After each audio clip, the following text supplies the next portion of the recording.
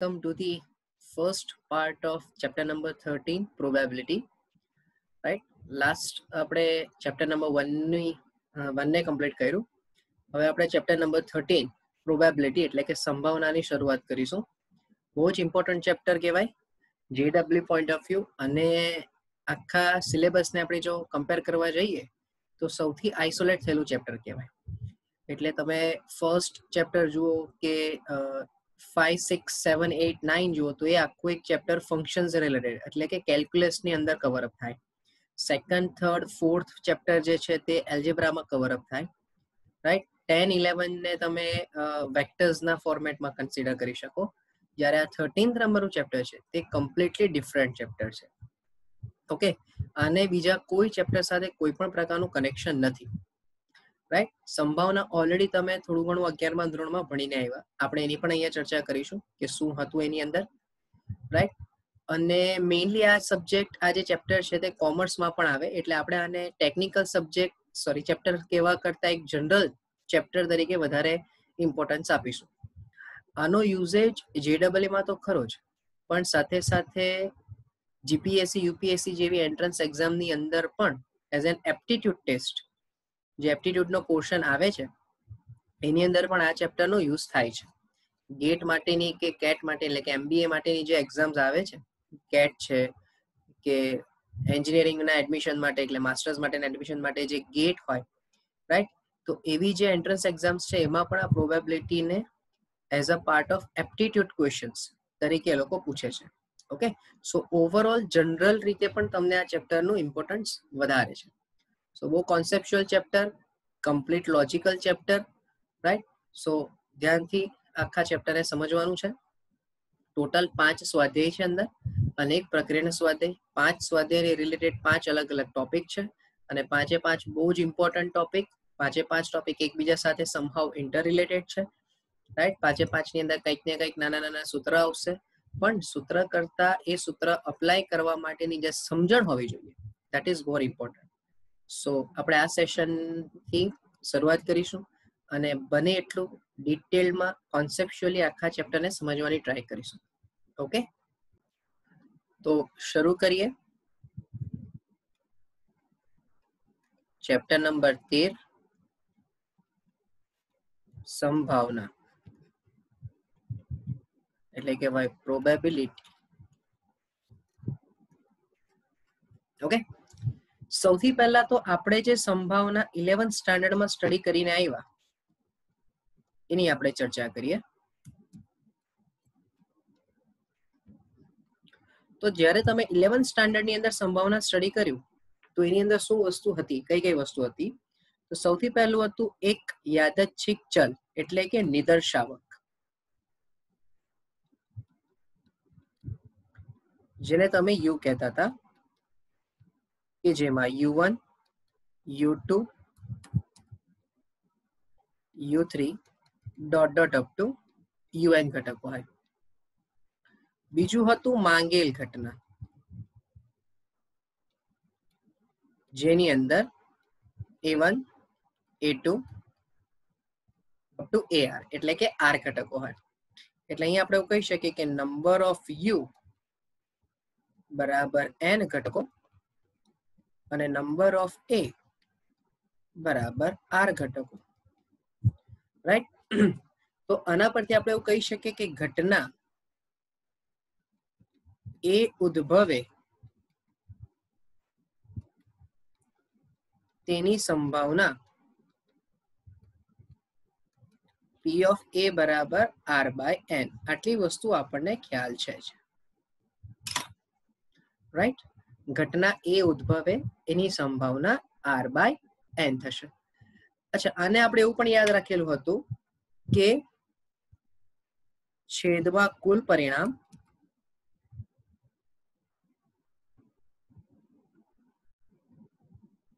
અને અંશમાં માંગેલ પરિણામ, આ રીતે પણ આપણે યાદ રાખેલું હતું. એટલે હું બીજી રીતે એક એક્ઝામ્પલ સિમ્પલ વે થી સમજાવું તો આપણે એવું કહી શકીએ કે ધારો કે એક પાસો તમે ફેંકો છો, તો પાસો ફેંકતા એના પર યુગ્મ અંક આવે તેની સંભાવના શોધો. તો બહુ સિમ્પલ ક્વેશ્ચન થઈ ગયો કે જ્યારે તમે પાસો ફેંકો તો કુલ પરિણામ કેટલા આવશે? તો કે 6 આવશે. અને એમાં માંગેલ પરિણામ શું હતા? તો કે યુગ્માંક આવશે, રાઈટ? તો યુગ્માંક આવે તેની ઘટનાની સંભાવના શોધવા જાઓ તો યુગ્માંક આવે તેવી 3 શક્યતા હોય અને એના પરથી અને કુલ પરિણામ કેટલા હશે? તો કે 6. તો 3/6. તો તમે જે ઘટનાની વાત કરી એની સંભાવના થઈ જશે 3/6 એટલે કે 1/2, રાઈટ? સો આટલું સિમ્પલ વસ્તુ ક્લિયર છે આપણને. હવે આને જો મારે આગળ ડિટેલમાં સ્ટડી કરવું હોય તો કેટલાક ગુણધર્મની આપણે ચર્ચા કરી લઈએ. હું અત્યારે આપણે 11th જે ભણીને આવ્યા એની જ હું ચર્ચા કરું છું. હજુ હું 12th જે ભણવાનું છે તેની મેં ચર્ચા કરી નથી. તો કેટલાક ગુણધર્મની વાત કરીએ. સો એમાં પહેલો ગુણધર્મ કે સંભાવના હંમેશા 0 થી લઈને 1 ની વચ્ચે જ હોય. Confirm, right? જો P ઓફ A બરાબર 0 હોય તો એને તમે અશક્ય ઘટના કહેતા હતા. જો P ઓફ A બરાબર 1 હોય તો એને ચોક્કસ ઘટના કહેતા હતા, રાઈટ? આવું આપણને ખ્યાલ જ છે. ત્યારબાદ સંભાવનાઓનો યોગ આપણને ખબર છે કે જેને તમે A plus B minus P of A છેદ B વડે દર્શાવો છો. આ તમારા માટે ઇમ્પોર્ટન્ટ નિયમ થઈ જશે ભાઈ. આ નિયમનો ઉપયોગ આપણે આ ચેપ્ટરમાં પણ કરવાનો આવશે. ઓકે? ત્યાર પછી A અને B પરસ્પર નિવારક ઘટના હોય તો એને કહેવાય કે A છેદ B બરાબર 5 અને A છેદ B ની સંભાવના હશે 0. જો A અને B પરસ્પર નિશેષ ઘટનાઓ હોય તો આપણે કહેતા હતા A યોગ B બરાબર U, તો એની સંભાવના થઈ જશે 1. ઓકે? ત્યાર પછી કે ઘટના A ની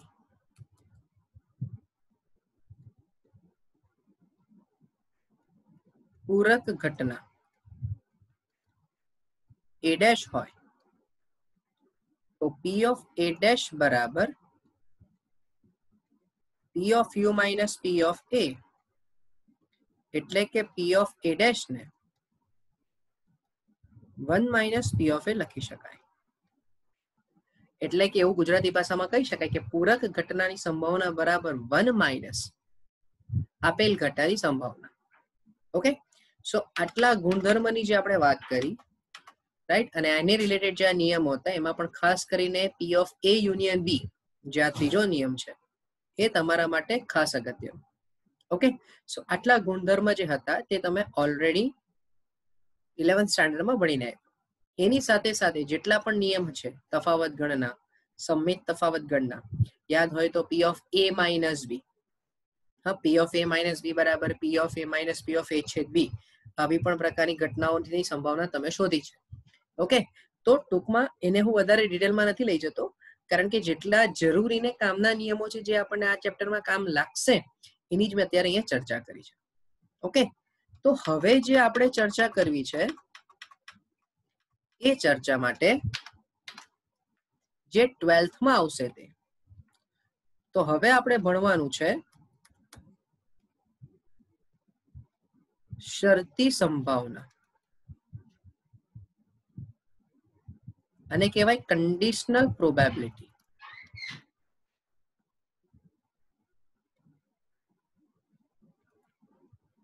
બહુ ધ્યાનથી સમજવાનું છે.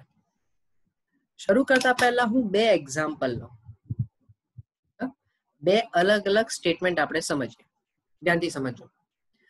પહેલો કેસ કે એક સિક્કો અને એક પાસો ફેંકતા યુગ્મ અંક આવે તેની સંભાવના. આ પહેલી શરત થઈ. પાસો ફેંકતા યુગ્મ અંક મળે તેની સંભાવના. અને હવે બીજું સ્ટેટમેન્ટ, પાસો ફેંકતા યુગ્મ અંક મળે તેમ આપેલ હોય તો તે યુગ્મ અંક અવિભાજ્ય હોય તેની સંભાવના શોધો.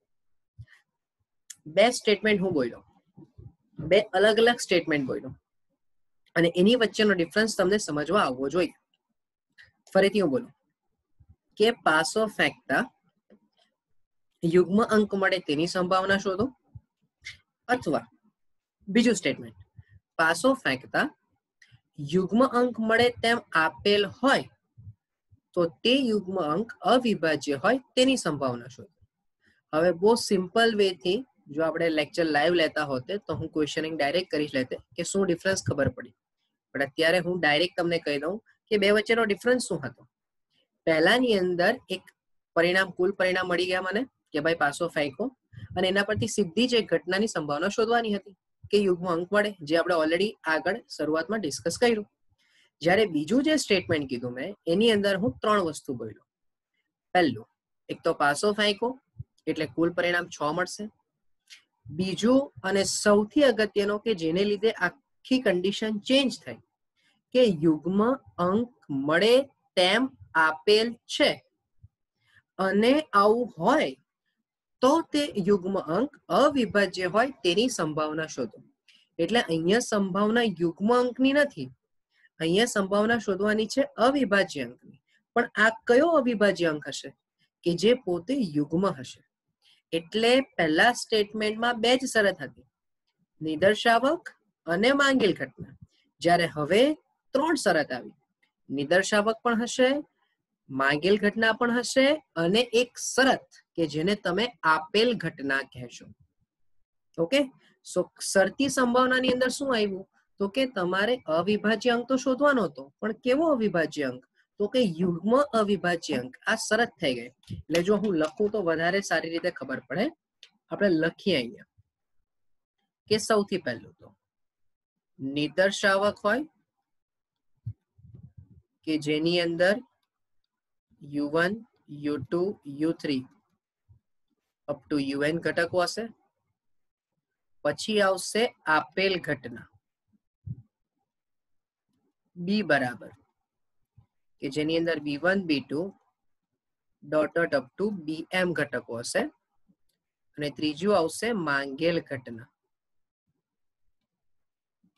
a બરાબર કે જેની અંદર a1 a2 dot dot up to ar ઘટકો છે. હવે હું જે લખું તે બહુ ધ્યાનથી સમજો.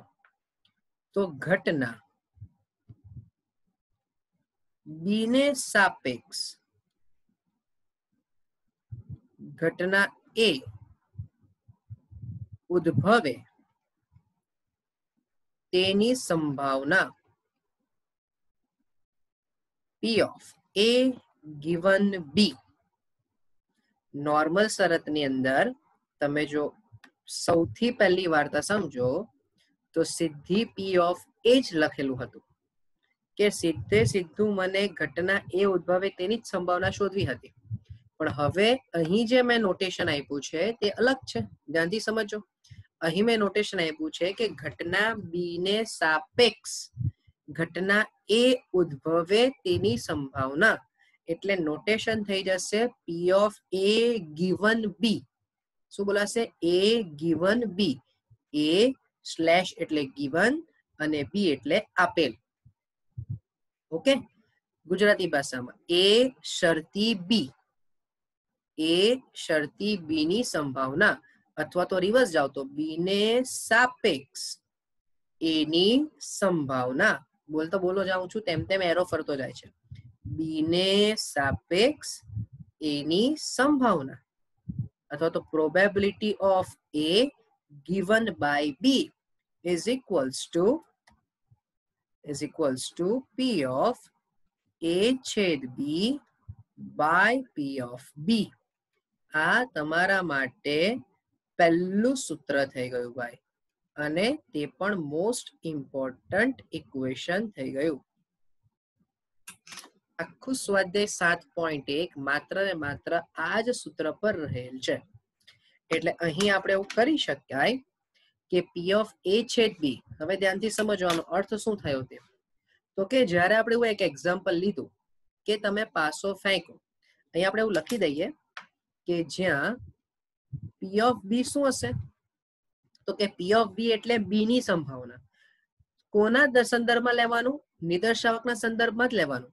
એટલે પી ઓફ બી ની સંભાવના થઈ જશે m બાય n, અને પી ઓફ એ છેદ બી ની સંભાવના એટલે એ માં આર ઘટકો હતા, બી માં એમ ઘટકો હતા, પણ બંનેના કોમન ઘટક લેવાના, એટલે m છેદ આર બાય n. આવું રીતે સમજી શકાય. એટલે હવે ફરીથી જો એક આખો એક્ઝામ્પલ લઉં એટલે ખબર પડશે. મેં એવું કીધું કે તમે પાસો ફેંકો. પાસો ફેંકશો એટલે યુ બરાબર તમે લખી દેશો નિદર્શાવક 1 2 3 4 5 6. ચાલો 6 ઘટકો થઈ ગયા. બીજી શરત એવું કીધું છે કે યુગ્મ અંક આવે તેમ આપેલ છે. હવે એને શબ્દ વાપર્યો છે કે યુગ્મ અંક આવે તેમ આપેલ છે, એટલે આપેલ ઘટના બી બરાબર યુગ્મ અંક. તો યુગ્મ અંક કેટલા હશે? 3. કયા કયા? 2 4 અને 6. એટલે m બરાબર 3 ઘટક આવી ગયા. હવે ભૂલી જાઓ એટલું. છેલ્લો સ્ટેટમેન્ટ આવ્યું તો અવિભાજ્ય હોય તેની સંભાવના શોધો. એટલે આપણા માટે માંગેલ ઘટના શું થઈ ગઈ? અવિભાજ્ય. હવે અવિભાજ્ય કેટલા અંક? એ પણ 3. કયા કયા? 2 3 અને 5. હવે જે આપેલ ઘટના હતી 2 4 6, અને જે માંગેલ ઘટના છે 2 3 અને 5, આ બંનેનો છેદ વિચારો. આ બંનેના છેદમાં કયો ઘટક હશે? માત્ર ને માત્ર એક જ. કયો? 2, કે જે યુગ્મ પણ છે અને જે અવિભાજ્ય પણ છે. અને એટલે માટે આ એ છેદ બી માં મેં m છેદ r લખ્યું છે. એટલે કે m ઘટકો અને r ઘટકોમાંથી સમાન ઘટક તમારે લેવાના. સમજમાં આવશે ભાઈ? પાછું ગુજરાતી ભાષામાં જોજો. આને હું એટલે ડિટેલમાં સમજાવું છું કારણ કે આ એકદમ સિમ્પલ અને ઈઝીમાં ઈઝી એક્ઝામ્પલની હું વાત કરું છું. પાસો ફેંકો, યુગ્મ અંક મળે તેમ આપેલ છે, અવિભાજ્ય અંક મળે તેની સંભાવના શોધો. તો પાસો ફેંકવાથી u બરાબર 1 2 3 4 5 6, યુગ્મ અંક મળે એટલે બી મળી ગયું મને, અવિભાજ્ય સંખ્યા મળે એટલે એ મળી ગયું મને. આ ત્રણને ઇન્ડિવિડ્યુઅલી લખ્યા બાદ મારે એ અને બી નો છેદ લેવો પડશે, કારણ કે મને જે શોધવાનું કીધું છે એ અવિભાજ્ય અંક મળે તેની સંભાવના. પણ ક્યારે? જ્યારે યુગ્મ અંક હશે ત્યારે. એટલે હું લખીશ કે એની સંભાવના, અવિભાજ્ય અંક મળે છે તેની સંભાવના, પણ કઈ શરતના અકોર્ડિંગ? એ અવિભાજ્ય અંક યુગ્મ હોવો જ જોઈએ. ઓકે, સો આ સમજમાં આવવું જોઈએ. હવે એનું નોટેશન શું છે? તો કે P of A given B બરાબર એ છેદ બી ના છેદમાં પી ઓફ બી. આ એનું નોટેશન થઈ ગયું. તો શું દર વખતે અમને એ બરાબર માંગેલ અને બી બરાબર જ આપેલ હોય?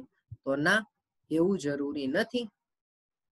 સમજો, આ તો શબ્દ પ્રમાણે એક વ્યાખ્યા બનાવવા માટે મેં આ એક્ઝામ્પલ લીધું છે કે એ બરાબર માંગેલ અને બી બરાબર આપેલ. સીધું નોટેશન આપી દે. ધારો કે આવું આપી દે કે પી ઓફ એફ ગિવન ઈ. તો હવે અહીં આપણા મગજમાં બેલ વાગવું જોઈએ. કોણ આપેલ ને કોણ માંગેલ મને ખબર નથી. ધારો કે એવું સ્ટેટમેન્ટ આપી દે કે એક સિક્કાને 2 વખત ઉછાળ્યો છે, બરાબર. એફ જે છે તે સિક્કા પર 2 વખત હેડ આવે છે, અને ઈ જે છે તે સિક્કા પર ઓછામાં ઓછી 1 વખત હેડ આવે છે. સમજો, એક સિક્કાને 2 વખત ઉછાળીએ છે. એફ એટલે સિક્કા, બંને સિક્કા પર હેડ આવે છે. ઈ એટલે ઓછામાં ઓછા 1 સિક્કા પર હેડ આવે છે.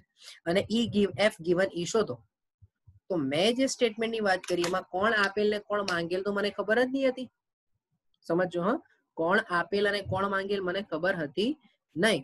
પણ હવે હું કોના પરથી સમજીશ? તો કે આ સંકેત પરથી સમજીશ કે ઈ જે હશે તે આપેલ ઘટના થઈ જશે અને એફ જે છે એ માંગેલ ઘટના થઈ જશે. તો આનું સૂત્ર મારે શું લખવાનું? તો કે ઉપર તો બંનેનો છેદ જ લખવાનો, પણ છેદમાં કોણ? તો કે જે આપેલ ઘટના હશે તે, એટલે પી ઓફ ઈ થઈ જશે. ઓકે, એટલે સ્ટેટમેન્ટ કરતાની સાથે સાથે તમને નોટેશન પણ સમજમાં આવવું જોઈએ. ઓકે, ચાલો, સો આગળ ચર્ચા કરીએ. તો હવે આના કેટલાક ગુણધર્મની વાત કરીએ. ઓકે, કેટલાક ગુણધર્મની વાત કરીએ. ચાલો, સો ગુણધર્મ.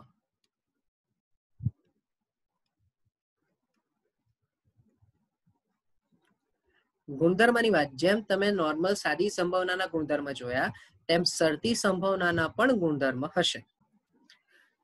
સો એમાં પહેલા ગુણધર્મની વાત કરીએ આપણે. કે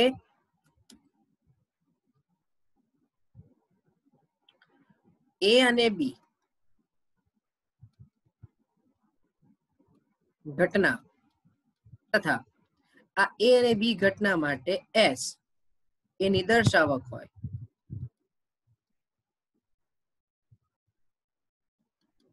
તો એટલે આપણે એક વ્યાપક રીતે જ લખી દઈએ. જો એક મિનિટ,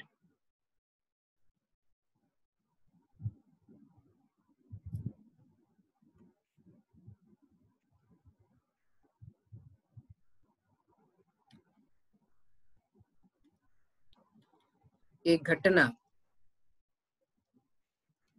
ABC તથા નિદર્શાવક S માટે hello P of A given A કે B given B કે C given C બરાબર 1 થશે. એટલે કે કોઈ પણ ઘટનાની પોતાની જ સાપેક્ષ સંભાવના હંમેશા 1 હોય. બહુ સિમ્પલ છે. એક સિમ્પલ એક્ઝામ્પલ હું આપી દઉં કે તમે A given A માં જે આપણે સૂત્ર ભણ્યા એનું એ અપ્લાય કરો. આ જે સૂત્ર છે અપ્લાય કરો તો આપેલ ઘટના તરીકે પણ એ છે અને માંગેલ ઘટના તરીકે પણ એ છે. તો બોલો A છેદ A, તો A છેદ એટલે P of A છેદ એનો જવાબ તો P of A જ થશે અને છેદમાં પણ P of A, તો P of A કેન્સલ એટલે જવાબ 1 જ થશે. રાઈટ? સો હોપ કે આ પોઈન્ટ ખ્યાલ આવ્યો હોય. બરાબર. બીજું, કોઈ પણ નિદર્શાવકનું P of S given by A કે S given by B કે S given by C આનો પણ જવાબ 1 જ થશે. અહીંયા અગત્યનું એ સમજવાનું કે S જે છે તે નિદર્શાવક લીધો છે અને એ જ નિદર્શાવકમાંથી કોઈક ઘટના A, B અને C મળે છે. તો હવે તમે આ જ સૂત્રની અંદર જે આપણે ઉપર ડિસ્કસ કર્યું તે એ જ સૂત્રમાં S given by A ની ચર્ચા કરો. તો સૂત્ર પ્રમાણે તમે શું લખશો? જો આપણે ખાલી સમજણ માટે, હા, તો P of S given by ને લખાય S છેદ A ના છેદમાં P of A. હવે આપણો જે નિયમ છે કે કોઈ પણ સાર્વત્રિક ગણની સાપેક્ષ કોઈ પણ ગણનો છેદ વિચારો તો હંમેશા ગણ પોતે જ જવાબ હોય. એટલે S છેદ A નો જવાબ P of A હશે અને એવું જ છેદમાં પણ P of A, તો કેન્સલ થઈને જવાબ શું મળશે? તમને 1 જ મળશે. ઓકે, આ સાદુરૂપ ખાલી એટલે આપ્યું કે થોડી ઘણી સમજણ રહે. સો એવું જ તમારી કોઈ પણ ઘટના માટે સાચું. ક્યારે? જ્યારે તમે નિદર્શાવકની સંભાવના કોઈ અન્ય એના જ કોઈ ઉપઘટના સાથે શોધવા માંગતા હોય ને સાપેક્ષ શોધવા માંગતા હોય તો એનો જવાબ હંમેશા શું હશે? 1 જ હશે. બરાબર. તમારા માટે સૌથી અગત્યના જે મુદ્દાઓ છે ને તે ત્રીજો મુદ્દો, તે ધ્યાનથી સમજો. ત્રીજો મુદ્દો તમારા માટે સૌથી અગત્યનો કે ધારો કે કોઈક ઘટના A યોગ B ની સાપેક્ષ C ની સાપેક્ષ A યોગ B ની સંભાવના જોઈએ છે. ફરીથી સમજો, હા. A યોગ B given by C એટલે કે C ને સાપેક્ષ A અથવા B ની સંભાવના શોધવી છે. ઓકે, સો તમે અત્યારે તમે C ભૂલી જાઓ તો બોલો P of A યોગ B નું સૂત્ર આપણે શું ભણીને આવ્યા? A યોગ B નું સૂત્ર આપણે ભણીને આવ્યા P of A વત્તા P of B ઓછા P of A છેદ B. બસ આ જ સૂત્ર બેક ટુ, પણ સાપેક્ષ શબ્દ બધી જગ્યાએ લાગતો જશે. ધેટ મીન્સ કે કહેવાનો મીનિંગ એક જ છે કે આનો જવાબ થઈ જશે P of A given by C વત્તા P of B given by C ઓછા P of A છેદ B given by C. જો હોપ કે આ પોઈન્ટ ખ્યાલ આવ્યો હોય તમને. રાઈટ? ફરીથી જોજો, હા. P of A યોગ B given by C બરાબર P of A given by C વત્તા P of B given by C ઓછા P of A છેદ B given by C. આ સિમ્પલ વેથી તમારું સૂત્ર થઈ ગયું. નોર્મલી આનો આપણે ઉપયોગ વધારે કરતા નથી, પણ સ્ટીલ એક ગુણધર્મ તરીકે કોઈક જગ્યાએ કામ લાગી જાય. જે સૌથી ઇમ્પોર્ટન્ટ છે એ છે ગુણધર્મ નંબર 4. સમજો કે P of A given by B અને P of A dash given by B નો જવાબ હંમેશા 1 જ હોય. આ સૌથી અગત્યનો મુદ્દો ભાઈ. આ કઈ રીતે આવ્યું? તો જો પૂરક ઘટનાની વાત કરો, સાદી સંભાવનામાં તમે જે આ પૂરક ઘટનાની વાત કરી એને ધ્યાનથી ઓબ્ઝર્વ કરો કે કોઈ પણ ઘટનાની પૂરક ઘટના હોય તો પી ઓફ એ ડેશ ની સંભાવના શું થઈ જશે? 1 માઇનસ પી ઓફ એ, અને પી ઓફ એ ને ઉચકીને સામે લાવો તો શું કહી શકાય? P of A dash plus P of A બરાબર 1. હા, જો અહીંયા હું બતાવું, હું એમ કહું કે આના પરથી પી ઓફ એ વત્તા પી ઓફ એ ડેશ બરાબર 1 થઈ જાય કે નહીં થઈ જાય? અને તો આ જ વસ્તુ શરતી સંભાવનાના સંદર્ભમાં છે ભાઈ.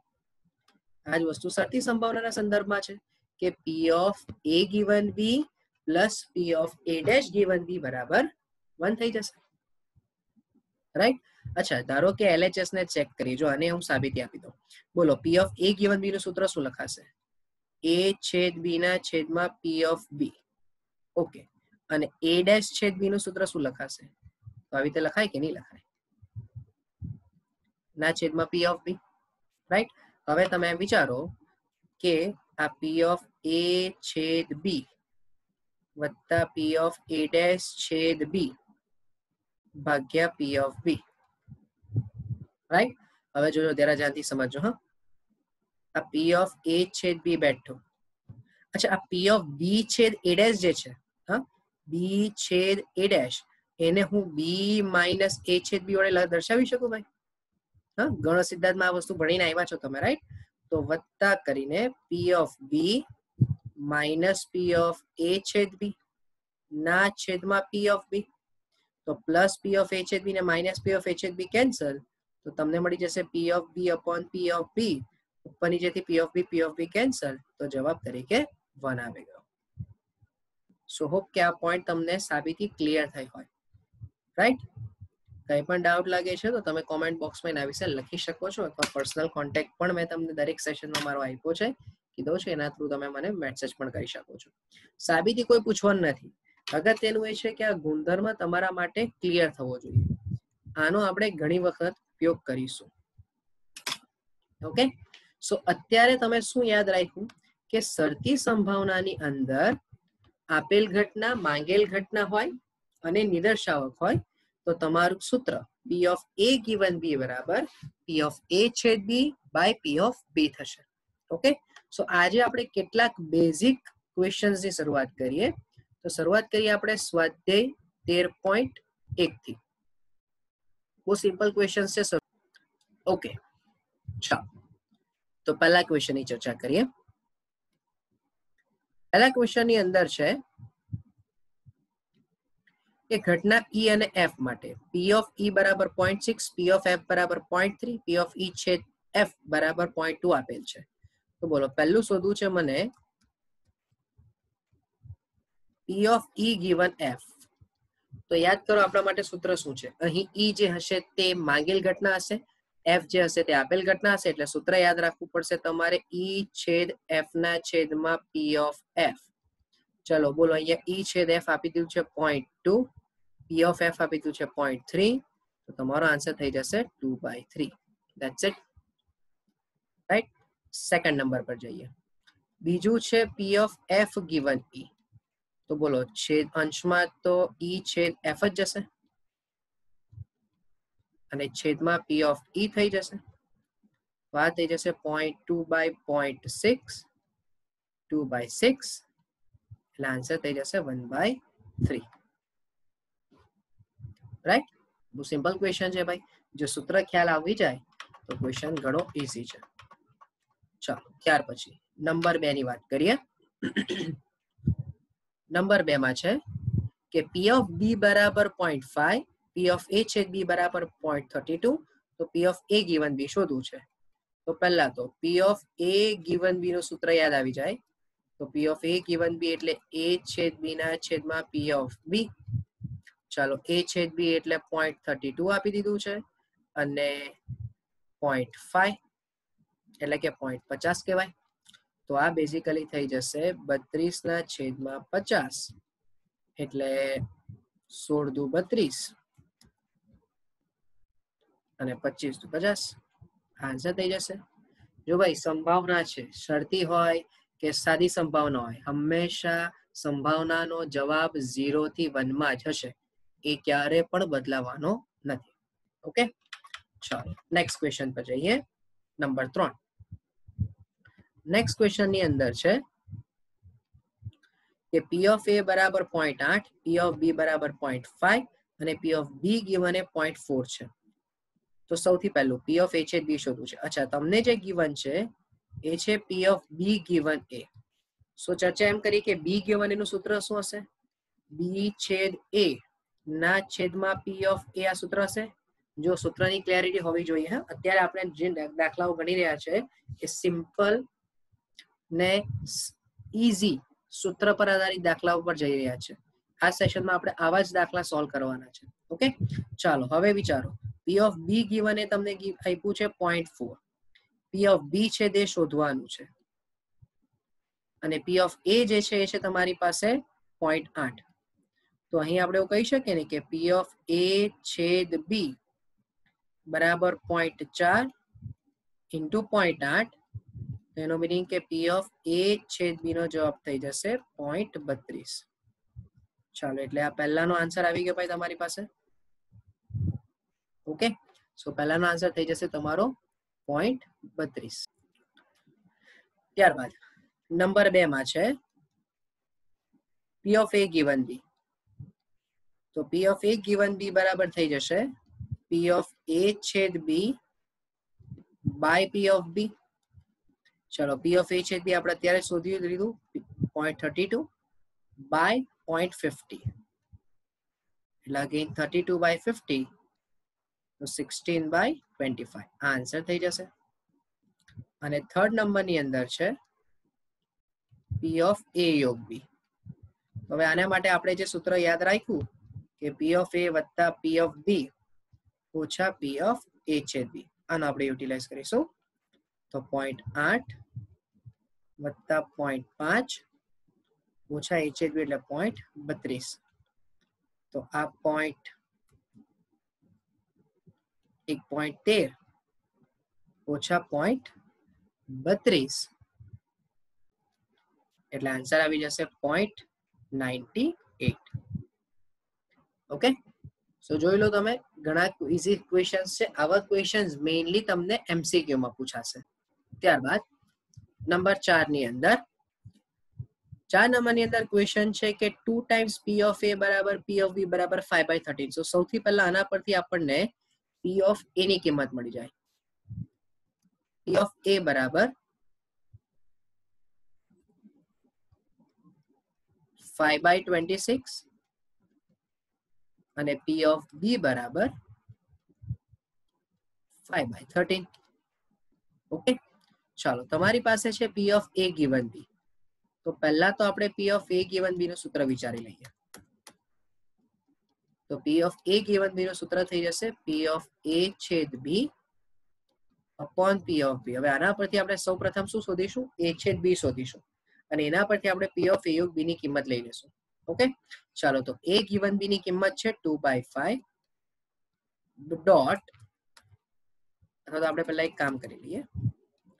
P of A given B dot P of B બરાબર P of A છેદ B. તો માટે P of A છેદ B બરાબર, ચાલો A given B એટલે 2/5 અને P of B એટલે 5/30. એનો મીનિંગ કે તમને P of A છેદ B બરાબર મળી જશે 2/30.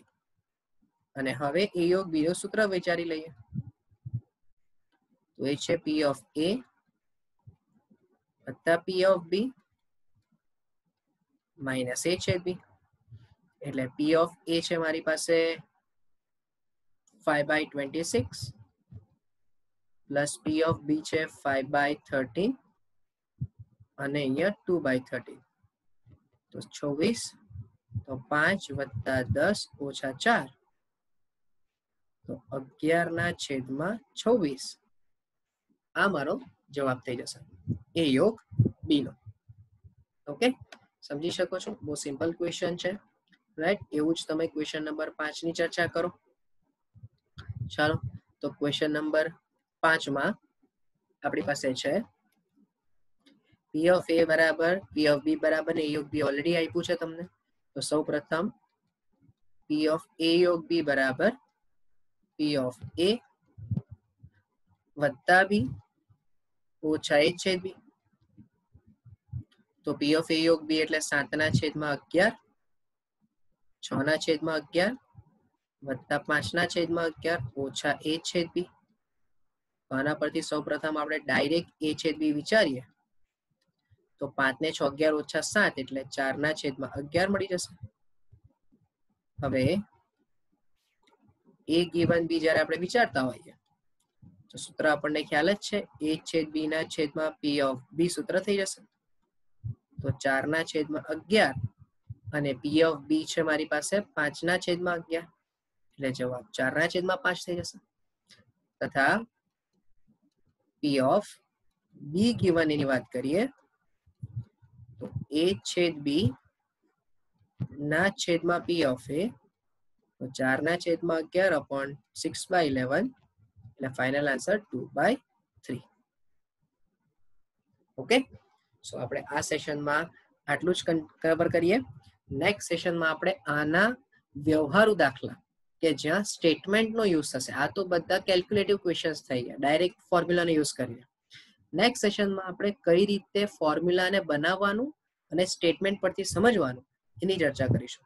રાઈટ. સો જો આ સેશનમાં કંઈ પણ ડાઉટ હોય તો તમે મને કોન્ટેક્ટ કરી શકો છો. મારો કોન્ટેક્ટ નંબર છે ઓર કોમેન્ટ બોક્સમાં પણ લખી શકો છો. રાઈટ. જો વધારે ખ્યાલ આવ્યો હોય, સમજમાં આવ્યું હશે પ્રોપરલી, સો શેર કરો કે જેથી બીજાને પણ આનો બેનિફિટ મળી શકે. Okay, so thank you from my side.